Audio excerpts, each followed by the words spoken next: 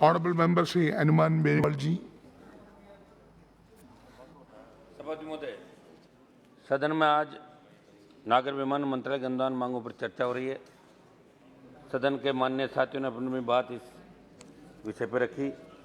मैं अपनी बात सभापति महोदय यूक्रेन से हाल ही में जो यूक्रेन रशिया का युद्ध हो रहा है, इसमें एयर इंडिया द्वारा भारत लाए गए छात्रों से दोगुना किराया वसूलने की बात से शुरू करते हुए मंत्री जी मांग करूंगा कि इस मामले में कंपनी की जिम्मेदारी तय की जाए कि एक तरफ आपकी सरकार कहती है कि हम संवेदनशीलता के साथ यूक्रेन फंसे छात्रों को ला रहे हैं, दूसरी तरफ एयरलाइंस आपदा में ऐसे फायदे उठा रही थी। क्योंकि एयरलाइंस ने किराया लौटा भी दिया, हम सब ने मांग करी थी। मेरी मांग है कि इसमें किस व्यक्ति के कहने से किसके इशारे पर दुगुना किराया उस समय फंसे हुए छात्रों से लिया, इस मामले की जाँच मंत्री जी कराएंगे। सभापति महोदय, ये बात सही कि हर स्तर पर प्रभावी समाज की कमी, कंपनी प्रबंधन का दूरदृष्टिपूर्ण दृष्टिकोण, कुशल नेतृत्व का अभाव, कमजोर प्रबंधन, अपर्याप्त जोखिम प्रबंधन, प्रबंधकों में अनुभव हुए परीक्षण कमी, कर्मचारियों की उपेक्षा, यात्रियों की आवश्यकताओं की अनदेखी इत्यादि से विमान कंपनियों को सफलता नहीं मिल पाती है। इस पर भी मंत्री जी को ध्यान देना होगा। विमानन क्षेत्र को मजबूत बनाने के लिए सरकार को विमान नीति में आमूलचूल बदलाव करने की जरूरत है। विमान क्षेत्र में दीर्घकालिक ढांचागत सुधार किए बिना कुछ हासिल नहीं हो सकता। इसके लिए सरकार, नागरिक उड्डयन मंत्रालय, बैंकों, डीजीसीए द्वारा ऐसे कदम उठाना आवश्यक है जिनसे विमान कंपनियां घाटे के दुष्चक्र से बाहर निकल सके। सभापति महोदय, हवाई अड्डों के निजीकरण से देश के नागरिकों के मन में एक शंका ये रहती है कि अगर नागर विमान मंत्रालय में जो वर्तमान में पद सर्जित है उनमें कितनी कटौती होगी, हवाई क्षेत्र में भविष्य में इसका सरकारी नौकरियों में क्या असर पड़ेगा, कितने पदों को कम किया जाएगा, कितने पद कम होंगे, इस पर मंत्री जवाब इस पर जरूर दें। वर्ष 2012 से लेकर 19 तक घरेलू गंतव्य के लिए भारतीय अनुसूचित यात्री एयरलाइंस द्वारा कार्बन डाइऑक्साइड उत्सर्जन का आंकड़ा 6135 टन से बढ़कर 11,843 टन हो गया और अंतर्राष्ट्रीय गंतव्य के लिए भारतीय अनुसूचित यात्री एयरलाइंस से कार्बन डाइऑक्साइड उत्सर्जन का आंकड़ा 5425 टन से बढ़कर 7,057 टन हो गया। 2020 में कोरोना कारण उड़ानों की संख्या कम होने से आंकड़ा कम हुआ, लेकिन इसके समाधान के लिए सरकार को और कदम उठाने पड़ेंगे। सभापति महोदय, यदि विमानन क्षेत्र को प्रतिस्पर्धी बनाने व अच्छी सेवाएं देने के लिए निजी क्षेत्र की कंपनियों को बढ़ावा दिया जाने की नीति है, तो फिर विमान कंपनियां घाटे में क्यों चली जाती है और क्यों बंद हो जाती है? उम्मीद करूंगा कि इस पर मंत्री जवाब देने में सरकार का पक्ष जरूर रखेंगे ताकि देश की जनता इस विषय पर जवाब जान सके। सभापति महोदय, मंत्री जी आप जवाब देते समय इस बात को भी बताएं कि नागर विमान सुरक्षा ब्यूरो BCS बनाया हुआ है, इसको कितना बजट 5 सालों में दिया गया, इस ब्यूरो में कितने रोजगार के अवसर सृजित किए और इस ब्यूरो द्वारा क्या बड़ा कार्य मंत्रालय के लिए किया गया। आज देश में ATC अफसरों की संख्या कम होना चिंता का विषय।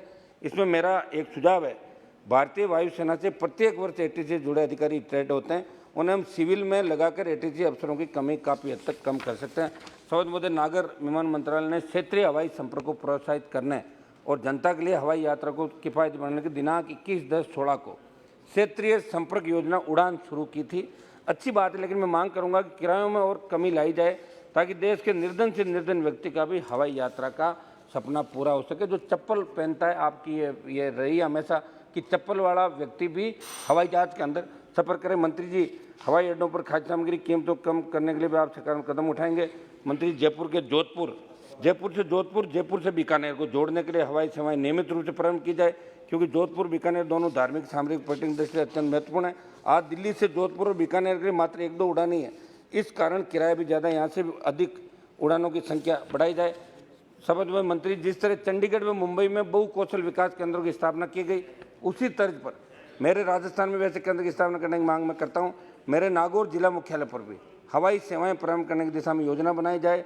बीकानेर तथा जोधपुर के हवाई अड्डों, दिल्ली और देश के अन्य प्रमुख शहरों में उड़ानों की संख्या बढ़ाई जाए। बीकानेर तथा जोधपुर के हवाई अड्डों से विदेशों के लिए उड़ान शुरू हो जाए। जयपुर से भी विदेश उड़ानों की संख्या बढ़ाने की तरफ मंत्री जी का ध्यान आकर्षित करना चाहता हूँ।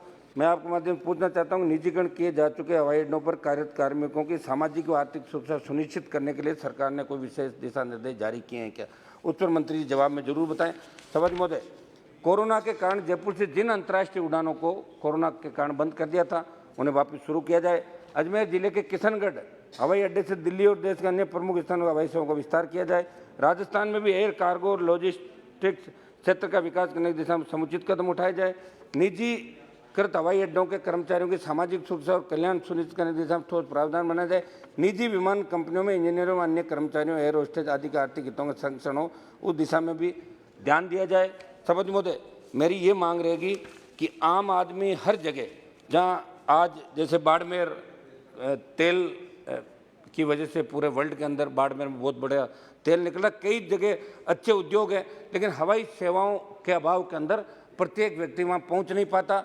एक सभापति महोदय, मैं निवेदन करूँगा कि दिसंबर जनवरी माह के अंदर मंत्री जी से हमने शिकायत भी करी थी। एयर इंडिया की जो फ्लाइट है वो जयपुर जाती है, उसके अंदर एक आपके सरकार के मंत्री भी थे, मैं भी था, और विमान रनवे पे आ गया, और रनवे के पे आने के बाद विमान 40 मिनट तक रनवे पे चक्कर लगाता है, और उसके बाद अंदर से अनाउंस होता है कि विमान अब जयपुर नहीं जाएगा।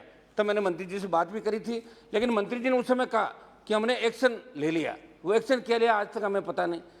और जब विमान रनवे पे आता तो उससे पहले विमान को चेक करके ही रनवे पे लाया जाता है, और इस तरह की गंभीर भूल होना, उसमें सरकार का एक मंत्री सांसद था, हमारे सारे कार्यक्रम जहाँ हम जाना चाहते थे, हवाई जहाज का मतलब ही है कि आदमी समय पे पहुंचे। अगर इसी तरह चलता रहा तो फिर कैसे आदमी का उस समय हो सकता है कोई बड़े ऐसे काम से भी आदमी जाता हो जो बहुत उसके जीवन के अंदर जरूरी काम हो।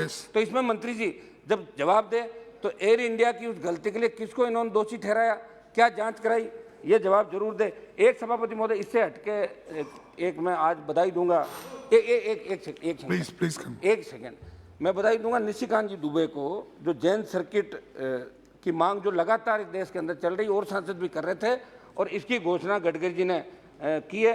तो निशिकांत जी को और पूरे जैन समाज को और हम सब सांसदों को जो जैन समाज के लिए चिंतित थे जैन सर्किट बनाने को लेकर, उसकी भी सबको बधाई। धन्यवाद।